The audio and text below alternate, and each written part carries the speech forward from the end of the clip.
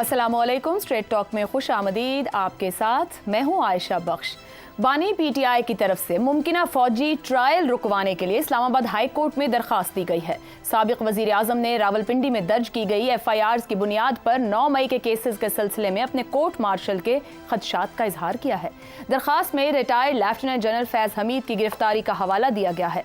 दरखास्त के मुताबिक रिटायर्ड सीनियर फौजी अफसर को फौजी हिरासत में लिया गया। इस पर मीडिया में कयास आराई की गई कि उन्हें 9 मई के केसेस में दरखास्त गुजार के खिलाफ अप्रूवर बनाया जाएगा और इस बुनियाद पर दरखास्त गुजार को फौजी हिरासत में मुंतकिल कर दिया जाएगा।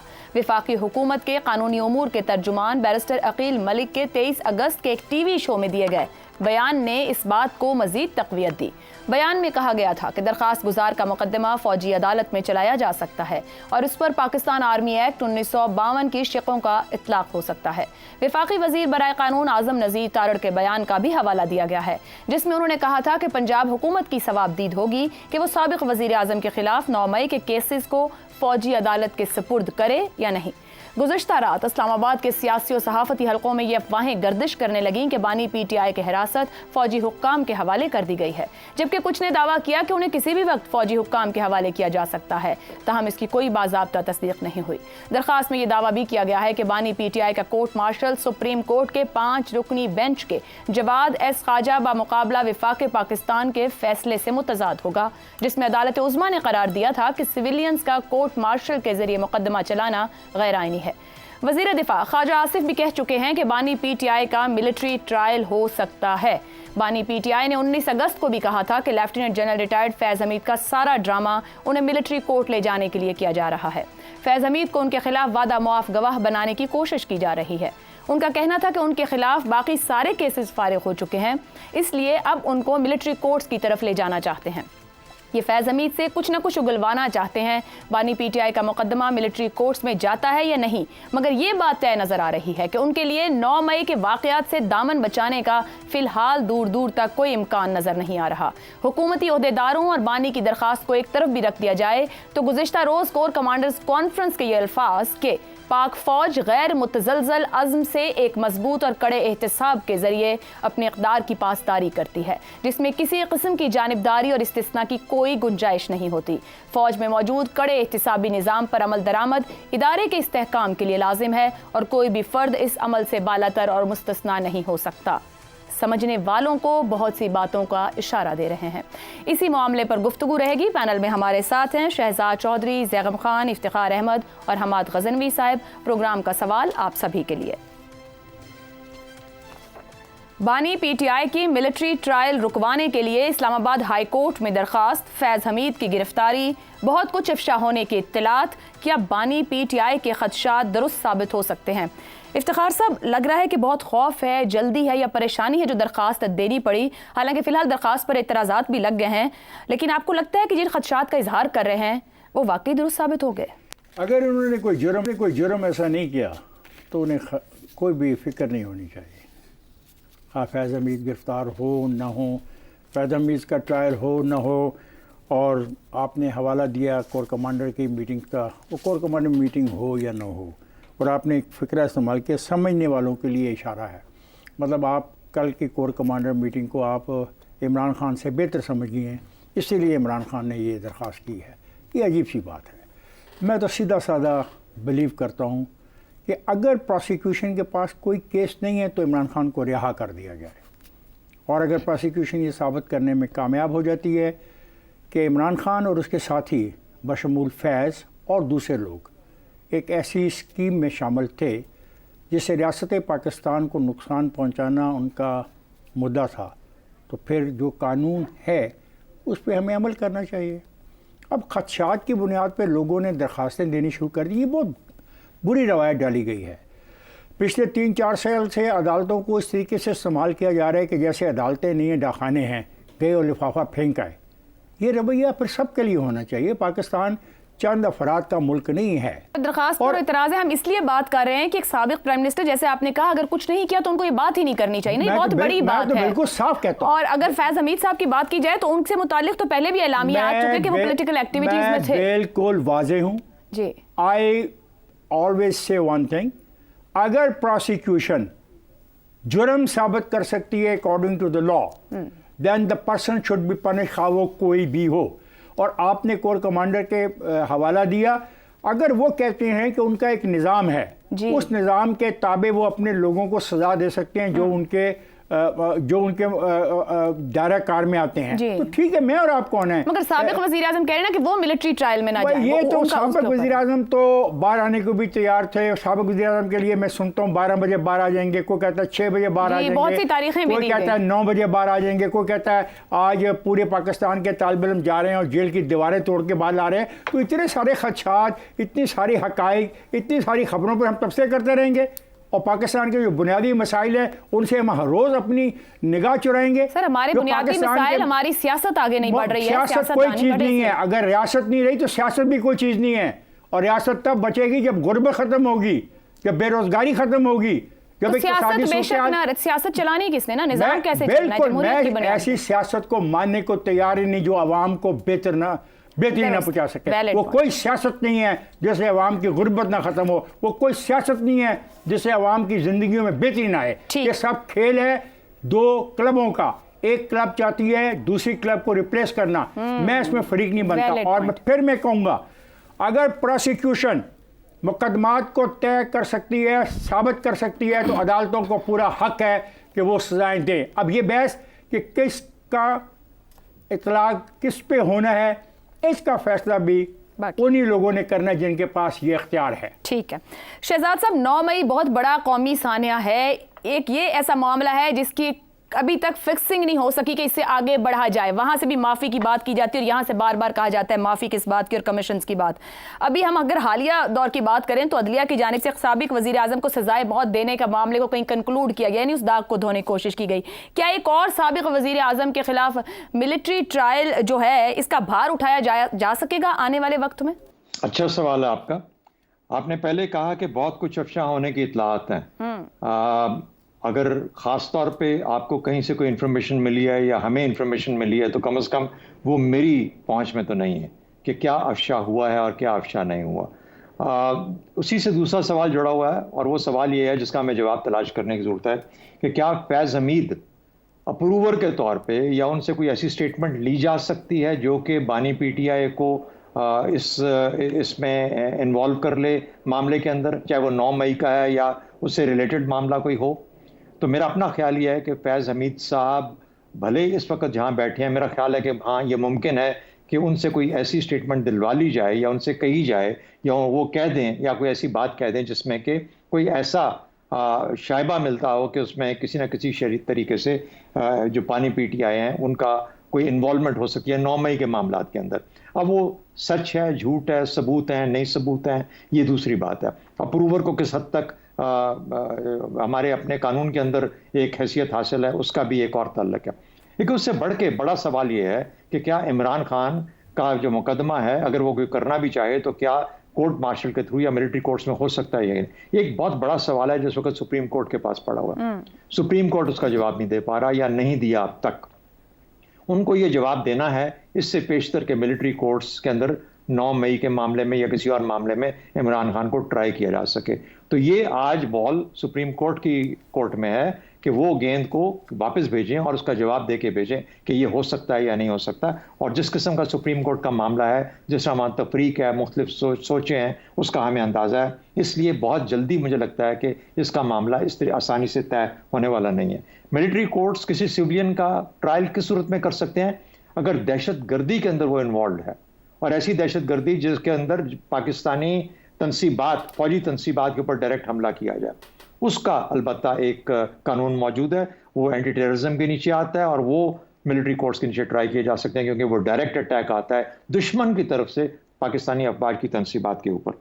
हैविंग सेड दैट, अब देखिए हम इस चीज़ के ऊपर स्पेकुलेशन के ऊपर ये बुनियाद बना लें कि चूंकि फैज़ हमीद ने कुछ कहा होगा या हो सकता है कि उसने कुछ कह दिया है, या ये कि ये क्यों कोर्ट में गए हैं। मेरा अपना ख्याल ये है ये कोर्ट में इसलिए गए हैं कि ये प्रीएम्प्ट कर रहे हैं इस चीज़ को कि जो फैसला आना चाहिए सुप्रीम कोर्ट की तरफ से और सुप्रीम कोर्ट उस पर हाथ रख के बैठा हुआ है, उसका फैसला इससे पेशतर کہ سپریم کورٹ کی حیت بدلے اس سے پہلے اس کا جواب آ جانا چاہیے سپریم کورٹ کی طرف سے. میرا خیال ہے یہ اس لیے ایجیٹیٹ کیا گیا ہائی کورٹ کو کہ جو سپریم کورٹ ایکٹ نہیں کر رہا تو ہائی کورٹ اس کو اپنے فیصلے سے یا اپنی بحث سے اس کو ایجیٹیٹ کرے اور کہے کہ فیصلہ دو. ہاں جب حیت بدل جائے گی سپریم کورٹ کی, اگر بدلتی ہے ڈپینڈنگ آن مختلف قسم کی جو آج کل بلز پہ آ رہے ہیں اس کے حساب سے, تو پھر ہو سکتا ہے کہ پھر ملٹری کورٹ کا معاملہ پھر ان کے حق میں جائے جو کہ ملٹری کورٹ میں عمران خان کو ٹرائی کرنا چاہتے ہیں. جہاں تک عدالتوں کا تعلق ہے, دیکھیے نظام انصاف کے اوپر بہت سارے سوالات ہیں. یہی عدالتیں نواز شریف صاحب کے لیے کھل جاتی ہیں ایسے وقت میں, چھٹی کا دن ہوتا ہے اور وہ جو اس کی جو سرٹیفکیشن ہوتی ہے, جو ویریفیکیشن ہوتی ہے, وہ چکلالہ ایئرپورٹ پہ ہو جاتی ہے یا اسلام آباد ایئرپورٹ پہ ہو جاتی ہے. تو یہ بھی حقیقت ہے. یہ بھی حقیقت ہے کہ یہ عدالتیں رات کے وقت بھی کھل جاتی ہیں, 12 بجے رات کے بھی کھل جاتی ہیں. تو عدالت جو ہمارے نظام کا, انصاف کے نظام کا معاملہ ہے, وہ تو بہت ہی گمبھیر ہو چکا ہے. اور ہمارے سپریم کورٹ کے معاملات اس کو بالکل ایک کھلی ایک تصویر ہے جو کہ پیش کر رہا ہے اس وقت سپریم کورٹ کا جو آپ کا ہے. اس صورت کے اندر دوسری بات, ایک اور چیز بڑی امپورٹنٹ آپ نے بات کی تھی کہ عمران خان مثال کے طور پہ ملٹری کورٹ میں ٹرائی بھی ہو جاتا ہے اور اس کو 3 مختلف سزائیں ملنے کی پاسبلٹی ہے. ایک لمبی قید یعنی 24 سال عمر قید.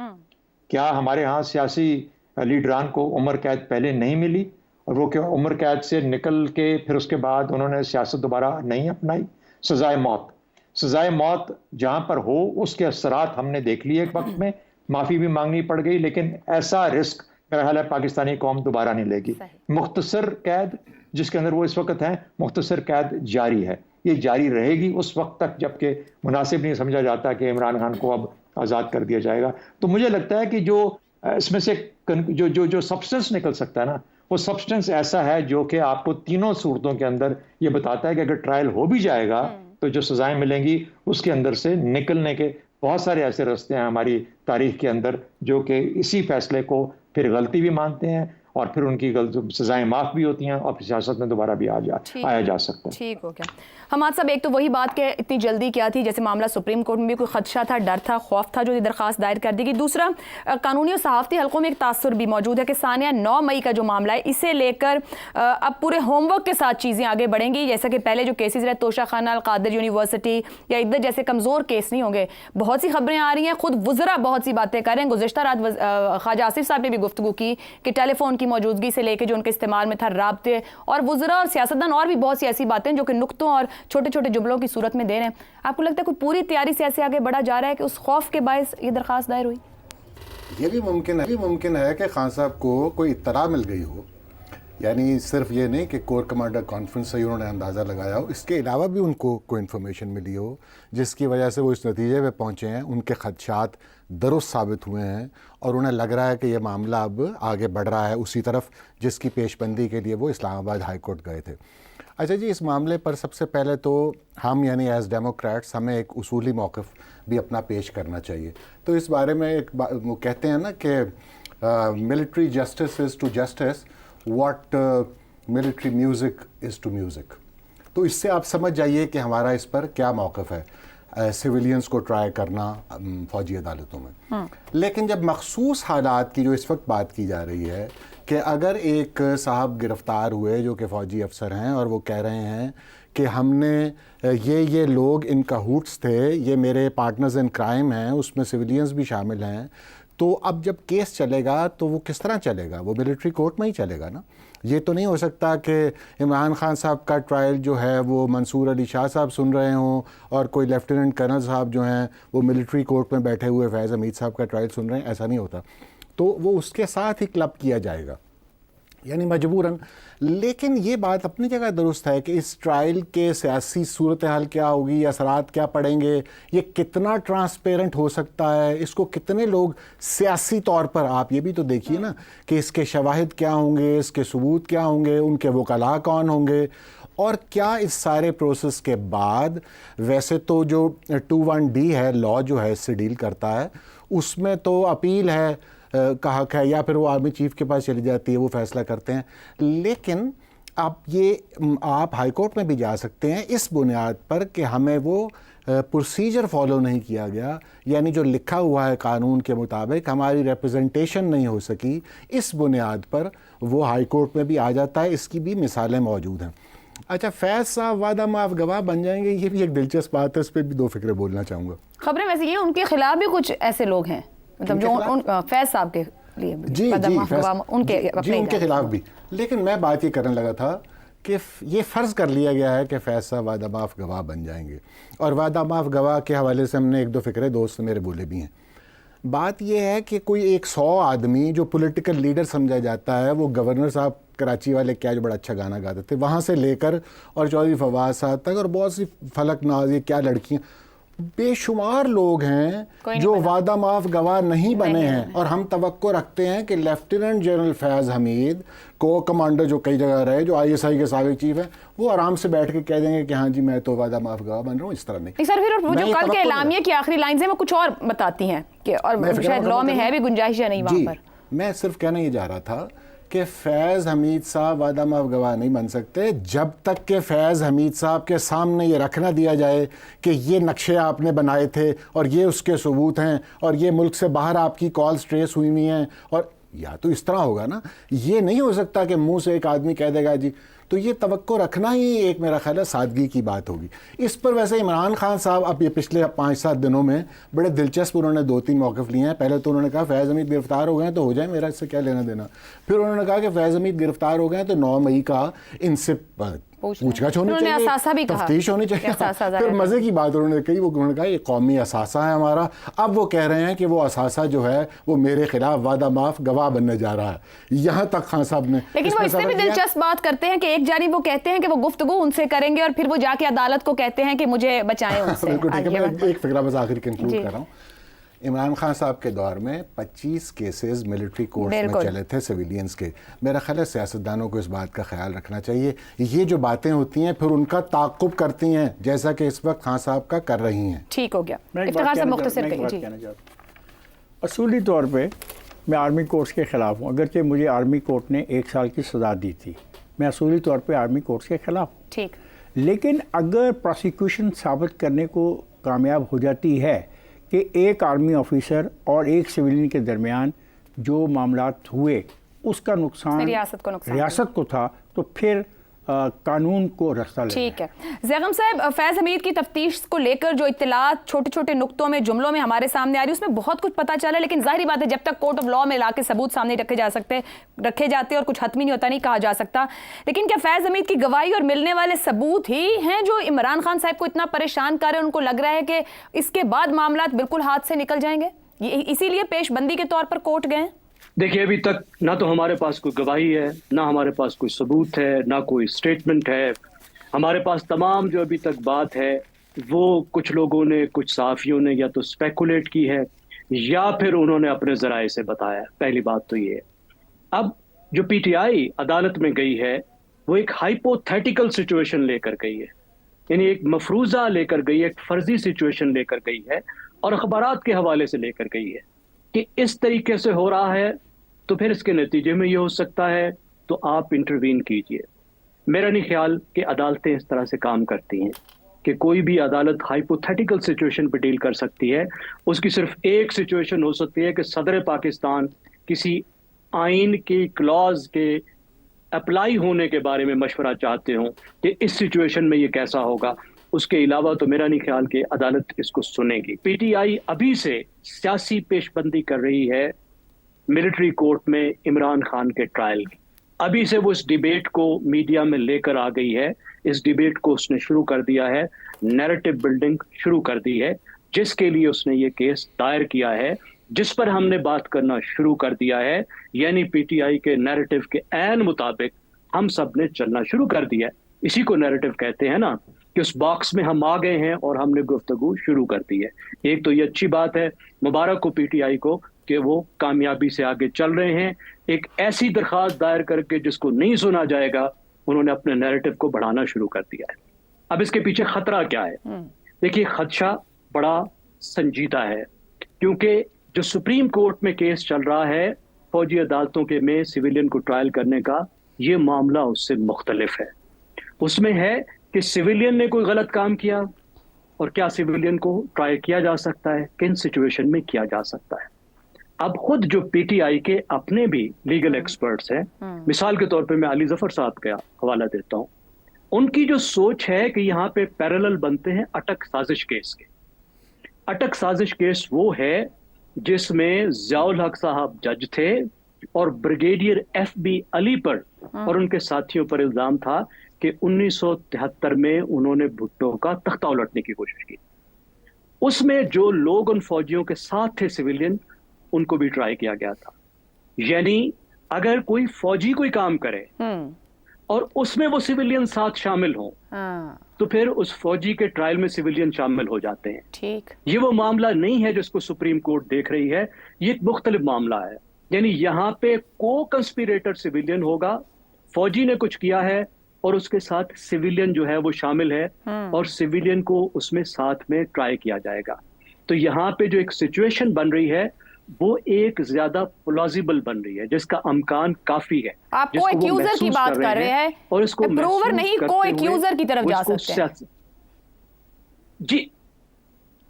جی بالکل ٹھیک ہے. جی بہت شکریہ فار کریکٹنگ می.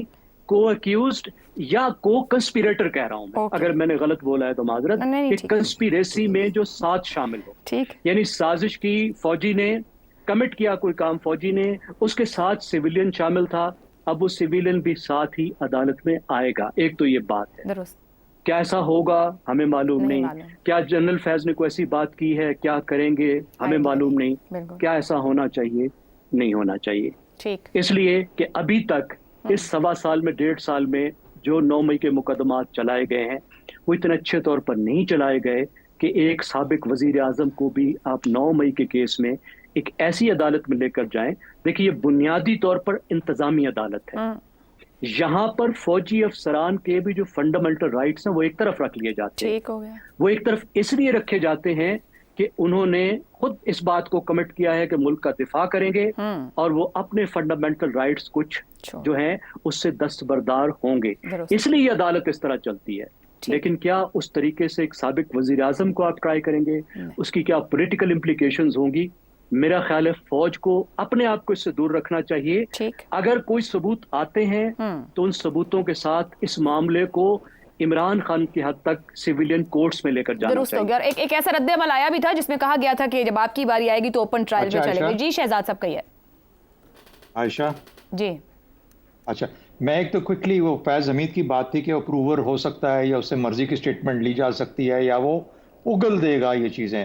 میں اپنی جو پوزیشن ہے اس پہ قائم ہوں کہ ہاں یہ ممکن ہے, چاہے وہ D G I S I تھا یا جو کچھ اور تھا. اس کی بہت ساری وجوہات ہیں, میں اس وقت جانا ان میں مناسب نہیں ہے. ایک بات تو یہ ہوگی. دوسری بات دیکھیے, ابھی ذکر کیا زیغم صاحب نے 1974 کے ٹرائل کا, ضیاء الحق والا جو کورٹ مارشل, جہاں تک مجھے یاد پڑتا ہے اس کے اندر سویلین وکیل ضرور تھے جو کہ ڈیپینڈنٹس کو سپورٹ کر رہے تھے. میرا خیال ہے کوئی سویلین ایکیوز نہیں تھا, اس میں صرف فوجی افسران تھے. ٹھیک ہے. اور اس معاملے میں عمران خان کے معاملے میں اگر یہ جب ٹرائل ہوتا ہے, علی ظفر نے یہ کہا ہے مجھے بھی لایا جاتا ہے فیض حمید کے خلاف. ٹھیک, چلیں اس کو ری چیک کر لیں گے دوبارہ بعد میں. جی شہزاد صاحب مکمل کریں. اچھا چلیں, میں ہو سکتا ہے میں غلط ہو سکتا ہوں, تو اگر اس کو لیا بھی جا سکتا ہے, عمران خان کو لایا جا سکتا ہے کٹہرے میں, تو اس کے بارے میں پروسیکیوشن ایک ایسا کیس تیار کر سکتی ہے اسی ملٹری کورٹ کے اندر, جو کہ پھر سویلین عدالت کو, ہائی کورٹ کو بھیجا جا سکتا ہے ٹرائل کے لیے, جو کہ ٹرائل کورٹ بھی بن جاتا ہے. تو میرا خیال ہے یہ رستہ مجھے زیادہ لائکلی نظر آتا ہے کہ پروسیکیوشن وہاں پہ ہے, اس نے ثبوت سارے جمع کر دیے اور کہا کہ جی یہ مقدمہ آپ ٹرائی کریں, ہمارے حساب سے یہ آدمی ایکیوزڈ ہے اور بالکل یہ مجرم ہے. درست ہو گیا. جی ایک بریک لیتے ہیں, بریک سے واپس آئیں گے تو بات کریں گے مولانا کی پھر ایک بار جارحانہ اننگ سننے کو مل رہی ہیں اس بریک کے بعد.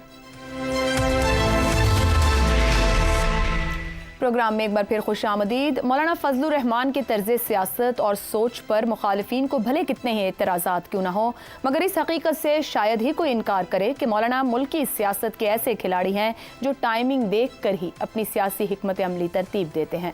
مولانا کی ناراضی اور دوستی بھی حالات کے اصولوں کے تحت ہی ہوتی ہے. انتخابات کے بعد سخت سیاسی لائن لینے والے اور پی ٹی آئی کے وفود کا استقبال کرنے والے مولانا نے چند روز قبل اعلان کر دیا کہ اب وہ پی ٹی آئی کے بغیر ہی تحریک چلائیں जताएंगे। इसके बाद उनकी सदर जरदारी और वजीर आजम शहबाज शरीफ से मुलाकातें भी हुईं।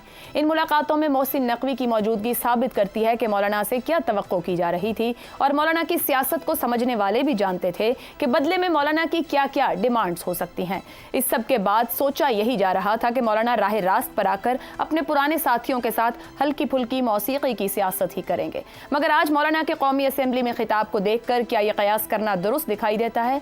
मौलाना ने कहा कि हम अब भी मामलात को संजीदा नहीं ले रहे, हम ताकत से निमटने और रियासत के तहफ़्फ़ुज़ के लिए आखिरी हद तक जाने को तैयार हैं। इस किस्म के बयानात सूरत हाल को और जज्बाती बनाते हैं। दोनों जानिब से इंतहा पर जाना मुल्क की सलामती के लिए सवालिया निशान बन गया है। आज सियासी लोगों की अहमियत ख़त्म की जा रही है। सीनियर सियासी कायदीन को साइड लाइन किया जा रहा है। सियासतदानों को बाइख्तियार बनाएं। सियासत के मामलात सियासतदानों के हवाले किए जाएं, वरना मसले हल नहीं होंगे। हर चीज़ के लिए अमृत धारा बन जाना ख्वाहिश हो सकती है, मसले का हल नहीं। सियासी कायदीन को मुल्क के लिए गैर ज़रूरी समझना हमाकत है। आज पार्लियामेंट और मेंबरान का पॉलिसीज़ में कोई किरदार नहीं। मिसिंग पर्सनस एक अहम और इंतहाई संजीदा मसला है। इख्तिदार में लाए गए लोगों का इसके अलावा कोई काम नहीं कि जब उनके आका चाहें या उनके लिए कानून साजी करें। मौलाना के खिताब से लिए गए ये चंद जुमले क्या साबित कर रहे हैं? मौलाना आने वाले दिनों में कौन सी सियासी लाइन लेने जा रहे हैं? यही पैनल से जानने की कोशिश करेंगे। सवाल इस तरह से, मुलाकातों के बावजूद मौलाना की फिर जारहाना इनिंग क्यों? सियासी हकायक, मुतालिबात पूरे ना होने का गुस्सा, या फिर बारगेनिंग पोजीशन को बढ़ाना? ज़ैगम साहब, मौलाना ने कोई पैगाम दिया है या सिर्फ हकायक सामने रखे हैं या किसी और ख्वाहिश का इजहार भी किया है? देखिए आयशा, अब आपको मालूम हुआ कि मैं मौलाना का इतना बड़ा मद्दाह क्यों हूँ। मौलाना जो हैं वो फारसी में कहते हैं गुर्गे बाना दीद, यानी बहुत बरसातें देख चुके हैं। मौलाना जो हैं वो इब्रानी में लिखी हुई तहरीर है जिसे हर कोई नहीं पढ़ सकता। सियासत के जिन पेचीदा राहों के वो मुसाफिर रहे हैं वो आपने बता दिया। सब मजहबी जमातें तबाह हो गई, उन्होंने अपने आप को बचा लिया पेटनेज की पॉलिटिक्स से। लेकिन अजीब दौर आ गया है जब गैरी कैस्परोफ जैसा जो शतरंज का खिलाड़ी है उसे कंप्यूटर हरा देता है। अब मौलाना बेचारों के वोटरों की जो नई नस्ल है उसको इमरान खान भगा के ले गया है, बाकियों की भी भगा के ले गया है। अब मौलाना ने इमरान को चारों शाने चित किया, पीडीएम के साथ मिला के धरना दिया, पीडीएम बनवाई, अदम एतमाद में सबका साथ दिया, अदम एतमाद कामयाब हुआ, फिर बड़े मजे किए। 1.5 साल तक उन्होंने केपी पर हुकूमत की अपने समधी गुलाम अली के जरिए, काम फिर भी नहीं बना। इलेक्शन आया, फिर कश्ती उलट गई। और फिर उससे बड़ा जुल्म यह हुआ कि इलेक्शन के बाद जो पीडीएम के साथी थे उन्होंने भी लिफ्ट कराना छोड़ दिया। बलूचिस्तान में हुकूमत बनाई, नहीं पूछा। केपी में गवर्नर लगाया, नहीं पूछा। मरकजी हुकूमत बनाई, नहीं पूछा। अब पांव जलने लगे तो मौलाना के पास पहुंचे, जब मौलाना ने भी बता दिया कि देखो सियासत में कुछ नामुमकिन नहीं होता। इमरान खान ने मुझे कुछ भी कहा हो, इमरान खान से मेरी कितनी भी मुखालफत हो, मैं उसके साथ भी मिल सकता हूं। तो अब ये लोग जा रहे हैं, मौलाना आ रहे हैं। मौलाना के पास जो रास्ता है वो पीडीएम जमातों का ही है। ठीक, वो पीपल्स पार्टी और मुस्लिम लीग नवाज के साथ ही चल सकते हैं। इमरान खान के साथ उनका कोई नेचुरल अलायंस नहीं है। वो प्ले कर रहे थे इस चीज को, उन्होंने अच्छी तौर पे प्ले किया, लेकिन वो पोजीशन में बैठे हैं। घन गरज वो अपनी कायम रखेंगे, लेकिन मेरा ख्याल है अब वो मसालत की तरफ बढ़ रहे हैं हुकूमती पार्टियों के साथ। हो गया। हमाद साहब, ज़ैगम साहब कह रहे हैं रास्ता पुराने साथियों वाला ही है। कुछ खबरें रही गवर्नरशिप, वजारतें या कायमा कमेटियों में हिस्सेदारियां। मुलाकात तो सदर वजीर आजम ने जाकर की, उनसे राम नहीं कर सके उनको, क्यों? मैं मौलाना की जो तकरीर है उसे देख रहा हूँ मैंगल साहब की तकरीर की कॉन्टिन्यूएशन में। अच्छा, ये एक छोटे सूबों की जो आवाज़ें आ रही हैं इनमें अब शिद्दत आ रही है। मौलाना ठीक है, वो सियासी अज़ाइम जो उनके हैं और जिस तरह वो अपना वज़न बढ़ाते हैं और उससे जो भी वक्ती तौर पर चीज़ें आती हैं, लेकिन मैं इसको इस तरह देखता हूँ मिसिंग पर्सनस का हवाला दे रहे हैं वो, यानी वो अपनी गुफ्तगू में सब वो इस्तारे इस्तेमाल कर रहे हैं जो वहाँ की आवाम के लिए अहम हैं। तो ये उनकी बात, और फिर बाकी अगर आप उनकी गुफ्तगू देखें तो मैं समझता हूँ कि उन्होंने जितनी बातें की हैं वो अपनी जगह दुरुस्त हैं। यानी उनकी सियासी उससे वो क्या हासिल करना चाहते हैं इससे कता नज़र آپ یہ دیکھیے وہ کیا کہہ رہے ہیں, وہ کہہ رہے ہیں حکومتی ریٹ ختم ہو گئی, تو اس پہ کون سوال کر سکتا ہے؟ یعنی جو بلوچستان میں پچھلے ہفتے ہوا, یہ حکومتی ریٹ صرف ختم نہیں ہو گئی, یہ تو ریاست کا معاملہ ہے, انہوں نے تو سافٹ لفظ استعمال کیے ہیں. وہاں پر ہماری ریاست کی آپ کہیے تحقیر کی گئی ہے, یہ صرف امن و امان کا مسئلہ نہیں تھا, تمسخر اڑایا گیا. تو یہ وہ جو بات کر رہے ہیں اس پہ کیا, ہمیں اس پہ کیا شک ہے؟ سیاسی لوگ سائیڈ لائن ہو گئے ہیں تو اس میں کسی کو کیا شک ہے؟ یعنی ایک آپ کا مرکزی لیڈر جو ہے وہ اس وقت جیل میں ہے, جس وجہ سے جو بھی وجوہات ہیں اس کے پیچھے. نواز شریف صاحب پہاڑوں میں رہتے ہیں, مطلب پس منظر میں چلے گئے ہیں. مری کہہ دیتے تو ٹھیک تھا, پہاڑ کہہ کے آپ نے ڈرا دیا. جی مقصد یہ ہے کہنے کا. اچھا ایم کیو ایم کی قیادت ویسے خدا جانے کیا ہوا اس کے ساتھ, اور یہ باقی بھی آپ دیکھتے ہیں یہ کیا ہو رہا ہے. یہ صحیح بات ہے جو انہوں نے بات کی نا کہ سیاسی لوگ سائیڈ لائن کیے جا رہے ہیں. یہ اورنگزیب صاحب جب آپ کے فائنانس منسٹر ہوتے ہیں, محسن نقوی صاحب آپ کے انٹیریئر منسٹر ہوتے ہیں, تو ہمیں نظر آ رہا نا کیا ہو رہا ہے, طاقت سے معاملات حل نہیں ہو گئے, یہ کہا نا انہوں نے. تو اس میں کیا غلط بات ہے؟ آپ نے 5 آپریشنز کیے وہاں پر بلوچستان میں, آپ وہ معاملہ حل نہیں کر سکے. اس سے بڑی حقیقت کیا ہو سکتی ہے؟ یہ 80 سے جو صورتحال ہے کے پی کے کی, یہ فرسٹ افغان وار سے, اور اس کے بعد آپ نے آپریشنز وہاں نہیں کیے, تو کیا نتیجہ نکلا؟ طاقت سے معاملات حل ہوتے ہیں. یا باقی پاکستان کی بات بھی کر لیں آپ, جب بھی ہم نے طاقت سے معاملات حل کرنے کی کوشش کی ہے, جہاں ضرورت ہو چلیں استعمال کریں, مگر پولیٹیکل سپیس دیں, سیاستدان راستہ لیں. اچھا پھر وہ کہتے ہیں, انہوں نے اپنی تقریر میں کہا کہ فیصلہ سازی کا اختیار حکومت کے پاس محدود ہے. تو وہ 100% درست نہیں کہہ رہے. ہائیبریڈ حکومتوں کے پاس فیصلہ سازی کا محدود ہی ہوتا ہے نا علاقہ, اس کے ایک فریم ورک کے اندر, ایک دائرے کے اندر رہ کر انہیں یہ کام کرنا پڑتا ہے. تو ان کی باتیں اپنی جگہ وہ ساری درست ہیں. آپ کے خیال میں حقائق سامنے رکھیں؟ جی حقائق سامنے رکھ رہے ہیں, اس سے جو سیاسی فوائد اور ثمرات کو سمیٹنا چاہتے ہیں اس سے قطع نظر. ٹھیک ہو گیا جی, بریک لیا. شہزاد صاحب اور افتخار صاحب کی رائے آپ کے سامنے رکھیں گے. پروگرام کے آخری حصے میں ایک بار پھر خوش آمدید. شہزاد صاحب, مولانا صاحب کہتے ہیں سیاست کے معاملات سیاست دانوں کے حوالے کیے جائیں ورنہ مسئلے حل نہیں ہوں گے. یہ کوئی ان کو آج نئی بات یاد آئی یا وہ کہیں یاد دہانی کروا رہے ہیں؟ نہیں, اس میں کیا شک ہے, اور میرا خیال ہے جو انہوں نے کہا اور جو بھی باتیں آپ نے بتائیں اور جو کہی گئیں میرے خیال میں بہت درست کی گئی ہیں, بہت اچھی باتیں کی گئی مولانا کی طرف سے. اب اگر ہم آج بحیثیت قوم ان چیزوں کو سننے کی اہلیت نہیں رکھتے یا سمجھنے کی اہلیت نہیں رکھتے تو پھر ہمارا نقصان ہے نا قوم کے طور پہ. دیکھیے مولانا بلوچستان میں ایک سٹیک ہولڈر ہے.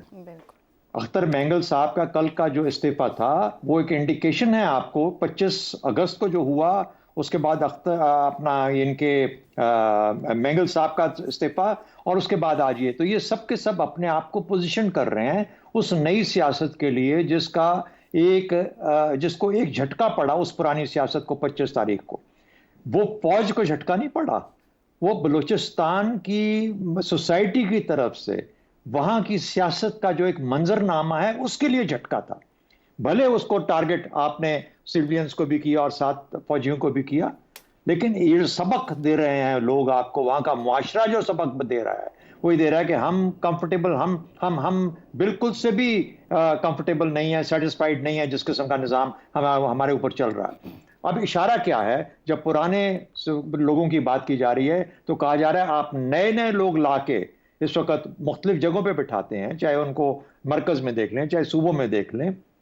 تو یاد رکھیں کہ ہم جیسے لوگ یعنی جو پرانے وہاں کے لوگ ہیں جو کہ غالباً عوام کو ساتھ لے کے چل سکتے ہیں, ان کی نظر میں گو کہ میں ان سے اگری نہیں کرتا کیونکہ ان کی اب سیاست بھی بہت پرانی ہو چکی ہے. جو ایک مڈل کلاس نئی تعلیم یافتہ آگے آئی ہے اس کی ایسپریشنز, امیدیں اور اس کی مکمل طور پہ مختلف ہیں. وہ ایک اور قسم کی سیاست چاہتے ہیں, وہ ہدایت الرحمان والی سیاست چاہتے ہیں.